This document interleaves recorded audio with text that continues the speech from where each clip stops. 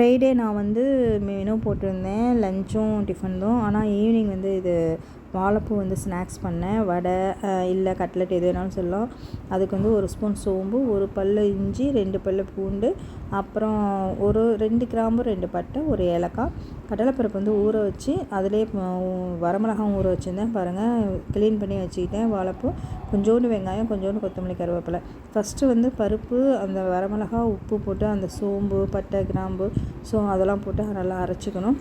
அதுக்கப்புறம் பார்த்திங்கன்னா இதெல்லாம் வந்து வாழைப்பூவு, அந்த வெங்காயம், கொத்தமல்லி எல்லாம் சும்மா போட்டு ஒரு கிரைண்ட் பண்ணிக்கணும். ஏன்னா அது கட் பண்ணி வச்சு போட்டுட்டு ரொம்பலாம் கிரைண்ட் பண்ணக்கூடாது, கொஞ்சம் குறப்பாக தான் இருக்கணும். அதில் வந்து கொஞ்சம் மஞ்சத்தூளும் 2 ஸ்பூன் அரிசி மாவும் போட்டுவிட்டேன். ஏன்னா அப்போ தான் கிறிஸ்பியாக இருக்கும்ட்டு போட்டு எண்ணெயில் போட்டேன். வடை மாதிரி தட்டி தான் போட்டேன்.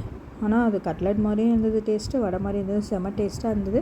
இது ஆக்சுவலாக நான் மத்தியானம் லஞ்சுக்கே பண்ண வேண்டியது. ஊற வச்சுருந்த கடலைப்பருப்பு டைம் இல்லை, காலையிலே எல்லாமே செய்யறதுக்கு டைம் இல்லாதனால. ஏன்னா முருங்கைப்பூ கேரட் போட்டு பொரியல் பண்ணேன், முருங்கைக்கீரை தோசை போட்டேன், அப்புறம் சாம்பார், முருங்கைக்காய் சாம்பார் வச்சேன். அதெல்லாம் உங்களுக்கு எல்லாமே நான் ஷார்ட்ஸ் போட்டுப்பேன். ஆனால் இது வந்து எனக்கு பண்ண டைமில் இது வந்து எண்ணெயே குடிக்கலைங்க. நான் ஒரு அடிசல் எடுத்து போட்டேன்னு எல்லாமே சாப்பிட்டுட்டாங்க. திரும்பவும் நான் ஒரு 7 வடை போட்டேன். மொத்தம் 15 வடை தான் போட்டேன். சூப்பராக இருந்தது. இது கட்லட் மாதிரி அவ்வளோ டேஸ்ட்டாக இருந்தது. இதை வந்து ஒரு தடவை ட்ரை பண்ணுங்கள்.